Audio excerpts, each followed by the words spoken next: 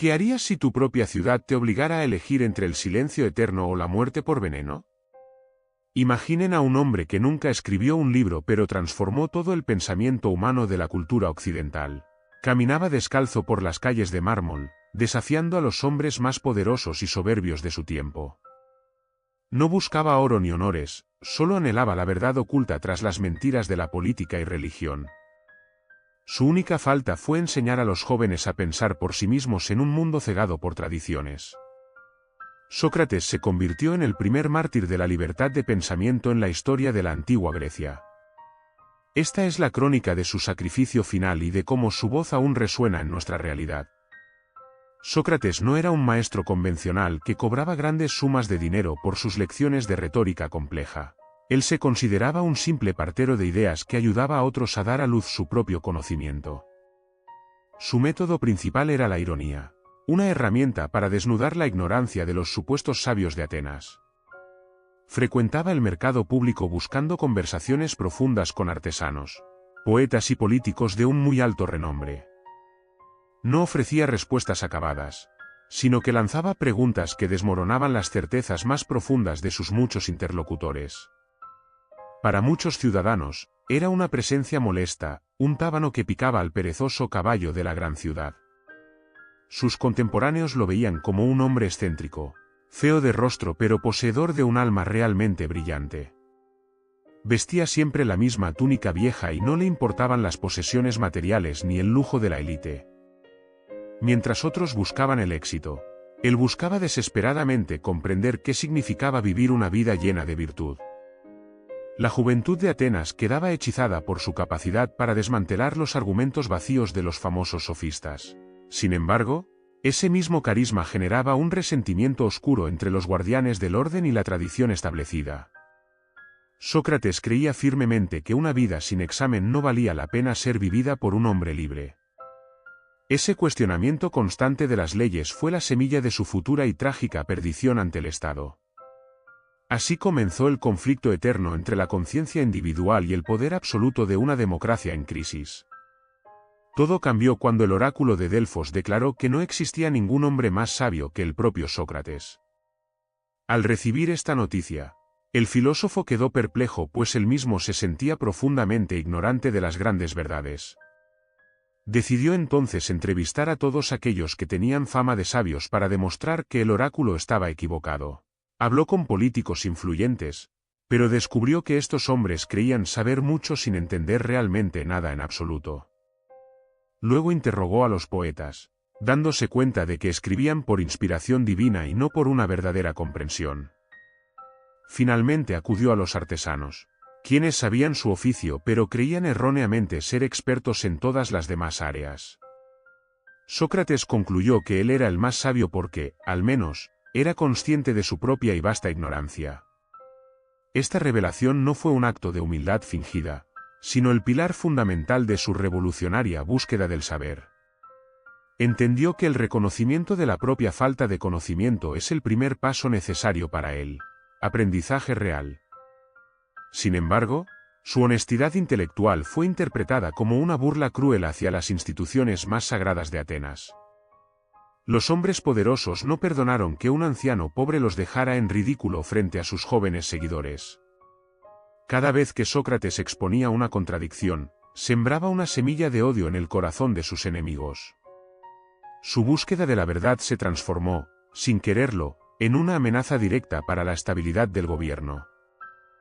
La sabiduría se convirtió así en su mayor carga y en el motivo principal de su futura sentencia capital. Pocos saben que antes de ser un filósofo famoso, Sócrates fue un soldado valiente en las guerras del Peloponeso. Sirvió como hoplita en batallas sangrientas, demostrando una resistencia física que asombraba a todos sus compañeros de armas. Se decía que podía caminar sobre el hielo descalzo y permanecer de pie meditando durante un día entero. En la batalla de Potidea, salvó la vida del joven y brillante Alcibíades, arriesgando su propio pellejo bajo fuego. A pesar de su valor heroico, nunca pidió recompensas ni cargos políticos tras regresar de los frentes de combate. Su disciplina militar se trasladó a su mente, permitiéndole mantener la calma incluso en las situaciones más extremas. No temía la muerte en el campo de batalla, lo que le otorgaba una libertad moral sin precedentes.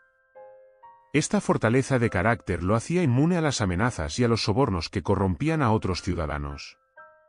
Incluso cuando el gobierno de los 30 tiranos le ordenó cometer una injusticia, él se negó rotundamente a obedecer. Prefirió enfrentar el riesgo de ser ejecutado antes que traicionar sus principios éticos y su sentido del deber. Esta integridad absoluta lo diferenciaba de los políticos que cambiaban de opinión según la conveniencia de cada momento. Sócrates no solo hablaba de la virtud en las plazas, sino que la practicaba con una coherencia asombrosa. Su vida era un testimonio vivo de que el pensamiento y la acción deben ser una sola fuerza indivisible. Esa invulnerabilidad espiritual fue lo que más aterrorizó a quienes querían controlarlo mediante el miedo y la fuerza. En el año 399 a.C., 3 ciudadanos presentaron una acusación formal contra él. Meleto, Anito y Licón fueron los rostros de la envidia y el miedo que buscaban silenciar al gran filósofo. Lo acusaron de corromper a la juventud y de no creer en los dioses tradicionales que protegían a Atenas. También afirmaron que introducía nuevas divinidades extrañas, refiriéndose a su famoso daimon o voz interior de la conciencia. Estas acusaciones eran graves en una ciudad que intentaba recuperar su identidad tras una derrota militar, humillante y dolorosa. El juicio no fue solo un proceso legal, sino un espectáculo político diseñado para purgar las voces críticas incómodas. 500 jurados atenienses se reunieron para decidir el destino de aquel hombre que los había cuestionado durante décadas enteras. Sócrates tuvo la oportunidad de huir o de usar la retórica para suplicar clemencia ante sus jueces severos. Sin embargo, decidió enfrentar el proceso con la misma lógica implacable que usaba en sus diálogos del mercado.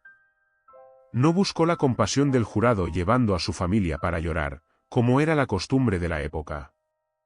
Se presentó ante el tribunal con una dignidad que muchos interpretaron erróneamente como una arrogancia insoportable y desafiante. Para él, la verdad era más importante que la supervivencia física y no estaba dispuesto a negociar su esencia. El escenario estaba listo para uno de los momentos más dramáticos y significativos de la historia de la humanidad. Aquel juicio marcaría para siempre la relación entre el pensamiento libre y las estructuras de poder de la sociedad. Durante su defensa, Sócrates no intentó salvar su vida, sino que defendió su misión divina de despertar a Atenas. Afirmó que Dios lo había puesto en la ciudad para actuar como un aguijón necesario para el bien común. En lugar de pedir perdón, sugirió que debería ser alimentado gratuitamente en el Pritaneo como un héroe nacional. Esta propuesta fue vista como un insulto supremo por los jueces que esperaban una actitud sumisa y arrepentida. Explicó que su voz interior le prohibía actuar de manera injusta, incluso si eso significaba enfrentar la muerte. Dijo que prefería morir siguiendo sus principios que vivir habiendo traicionado su propia alma y su razón más pura. El jurado votó y el resultado fue una condena a muerte por una pequeña pero decisiva mayoría de votos. Incluso tras el veredicto, Sócrates mantuvo una serenidad que dejó perplejos a sus amigos y a sus verdugos. Les advirtió que al matarlo, se harían más daño a sí mismos que el que podrían hacerle a él. La muerte, según sus palabras, era un sueño profundo o un viaje hacia un lugar de justicia mucho mayor. No mostró rastro de odio hacia sus acusadores, sino una profunda compasión por su ceguera moral y espiritual. Su discurso final fue una lección magistral sobre la integridad y el valor de la verdad sobre la vida. Atenas acababa de condenar al hombre más justo que jamás había caminado por sus calles de piedra y sol. El juicio terminó, pero la leyenda de Sócrates apenas estaba comenzando a escribirse con letras de oro y sangre.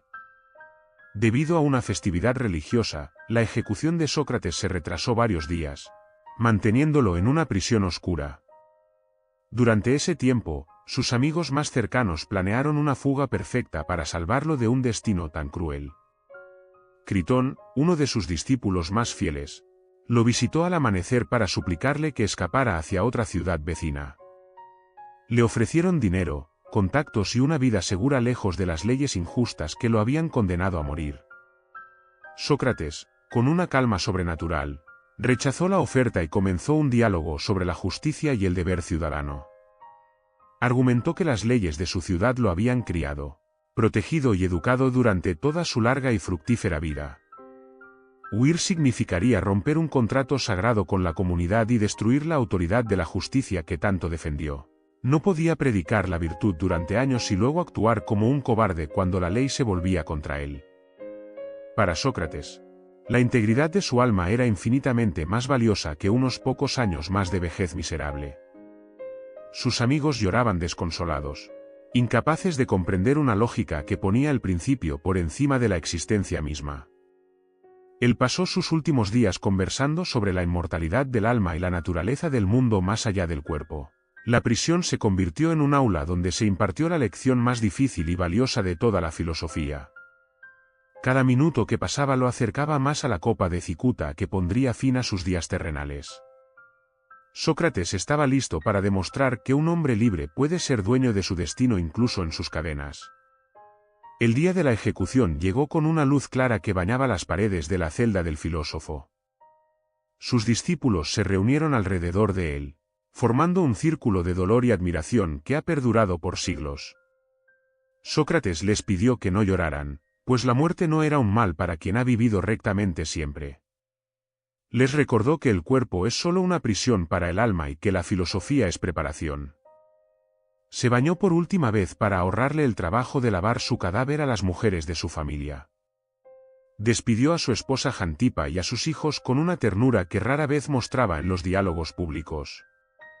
Cuando el carcelero trajo la copa de cicuta, Sócrates la recibió con una mano firme y sin vacilar nada. Preguntó con curiosidad científica cómo actuaría el veneno en su organismo y cuánto tiempo tardaría en hacer efecto total. Bebió el líquido amargo de un solo trago, manteniendo la mirada fija en el horizonte de su propia conciencia. Sus amigos estallaron en llanto, pero él los reprendió suavemente pidiendo que mantuvieran el silencio y la paz necesaria. Comenzó a caminar por la habitación hasta que sintió que sus piernas se volvían pesadas y muy frías de pronto. Se acostó y cubrió su rostro, esperando que el frío del veneno llegara finalmente a su corazón cansado pero firme. Sus últimas palabras fueron un encargo trivial pero cargado de simbolismo sobre una deuda con el dios de salud. Murió como vivió, con una mente lúcida y un compromiso inquebrantable con la verdad que tanto amó siempre. La decisión de Sócrates de no huir ha sido uno de los debates más intensos de la historia del derecho. Muchos se preguntan por qué aceptó una sentencia que él mismo sabía que era profundamente injusta y basada en mentiras. La respuesta reside en su profundo respeto por la idea de la polis y el orden social que la sustenta. Creía que si cada ciudadano decidiera qué leyes obedecer y cuáles no, la sociedad se colapsaría en el caos. Aceptó el castigo de la ley para preservar la legitimidad del sistema, aunque los hombres que lo manejaban fallaran. Su sacrificio fue un acto de patriotismo extremo que ponía el bienestar colectivo por encima del interés individual egoísta. Sócrates enseñó que la desobediencia civil debe asumirse con todas sus consecuencias, incluso si éstas son fatales y definitivas. No buscaba ser un rebelde sin causa, sino un ciudadano ejemplar que cuestionaba para mejorar, no para destruir instituciones. Esta postura ha inspirado a líderes modernos como Mahatma Gandhi y Martin Luther King en sus propias luchas sociales. La idea de que la ética personal debe dialogar con la ley del Estado nació en aquella celda de Atenas. Sócrates demostró que la verdadera libertad no consiste en hacer lo que uno quiere, sino en hacer lo correcto. Su muerte validó cada palabra que pronunció en vida, dándole un peso eterno a sus enseñanzas sobre la justicia. Al morir por la ley, se convirtió en el juez supremo de quienes lo condenaron injustamente ante la posteridad histórica. Su silencio final fue el grito más potente que jamás se haya escuchado en el mundo de la política. La cicuta es una planta que ataca el sistema nervioso central, causando una parálisis ascendente que termina en asfixia. Sócrates describió el proceso con una frialdad asombrosa, narrando cómo el frío subía desde sus pies hasta su pecho. Este veneno era el método estándar de ejecución para los ciudadanos libres en la Atenas de aquel tiempo convulso. Mientras sus pulmones dejaban de funcionar, su mente permanecía como un faro encendido en medio de la oscuridad total. La muerte física de Sócrates fue el nacimiento del socratismo como una fuerza imparable en la cultura del mundo. Platón, su discípulo más brillante, quedó tan marcado por este evento que dedicó su vida a escribir sus diálogos. Sin el sacrificio de Sócrates, es probable que sus ideas se hubieran perdido en el polvo de la historia antigua. El veneno no mató su pensamiento, sino que lo embalsamó para siempre en la memoria colectiva de la humanidad. Atenas pronto se arrepintió de su decisión y cerró los gimnasios en señal de luto por el maestro perdido. Se dice que los ciudadanos persiguieron a los acusadores hasta que estos tuvieron que huir o quitarse la vida. La copa de cicuta se transformó en un símbolo universal de la resistencia de la verdad frente a la tiranía. Cada gota de aquel veneno sirvió para regar el árbol de la filosofía que daría frutos durante milenios enteros. Sócrates logró lo que pocos humanos consiguen: convertir su derrota física en una victoria intelectual y moral absoluta. Aquel día en la prisión, la razón humana alcanzó una altura que nunca antes había sido siquiera imaginada por nadie. Hoy, más de 2000 años después, el método socrático sigue siendo la base de la educación y ciencia. La capacidad de cuestionar las verdades establecidas es el motor que impulsa el progreso de nuestra civilización moderna. Vivimos en una era de información masiva donde el pensamiento crítico de Sócrates es más necesario que nunca antes. Nos enseñó a no aceptar dogmas sin antes pasarlos por el filtro riguroso de la razón y la lógica. Su legado nos recuerda que la democracia solo funciona si los ciudadanos tienen el valor de pensar por sí mismos. Cada vez que alguien se atreve a preguntar por qué, el espíritu de aquel anciano ateniense vuelve a caminar. La figura de Sócrates nos desafía a buscar la excelencia moral en un mundo a menudo dominado por el cinismo. No necesitamos ser filósofos de profesión para aplicar su sabiduría en nuestras vidas cotidianas y decisiones personales básicas. Basta con tener la humildad de reconocer que no lo sabemos todo y la curiosidad de seguir buscando respuestas. Su muerte nos enseña que hay valores que valen más que la propia seguridad física o el éxito material. Sócrates sigue siendo el tábano que nos despierta de nuestro sueño de complacencia y de nuestra ignorancia voluntaria. Su vida fue un regalo para la humanidad y su muerte fue el sello que garantizó su eternidad espiritual. El hombre murió, pero el filósofo vive en cada mente que se atreve a desafiar la oscuridad del prejuicio. Atenas perdió a un ciudadano, pero el mundo entero ganó un maestro que nunca dejará de enseñarnos la verdad. Sócrates nos dejó una herencia que no se puede medir en oro, sino en la claridad de nuestra propia conciencia. Nos demostró que el pensamiento es el arma más poderosa contra la opresión y la mentira de los poderosos. Su elección de morir antes que callar es el recordatorio más fuerte del valor sagrado de la libertad individual. A través de su historia, aprendemos que la verdadera sabiduría comienza con la valentía de admitir nuestras propias limitaciones. No permitas que el ruido del mundo apague esa voz interior que te impulsa a buscar siempre la justicia. Que el ejemplo del tábano de Atenas te inspire a cuestionar, a aprender y a vivir con total integridad. Al final, la verdad no se encuentra en las certezas absolutas, sino en la búsqueda incansable de la luz. Muchas gracias por acompañarme en este viaje al corazón de la antigua Grecia para conocer al gran Sócrates. Si este relato te ha inspirado o te ha hecho reflexionar, por favor dale me gusta al vídeo ahora mismo. No olvides suscribirte al canal y activar la campanita para que sigamos explorando juntos los grandes misterios de la historia. Tu apoyo nos permite seguir creando contenido de calidad sobre los personajes que cambiaron el rumbo de nuestro mundo. Nos vemos en el siguiente vídeo para seguir descubriendo los secretos del pasado. ¡Hasta pronto!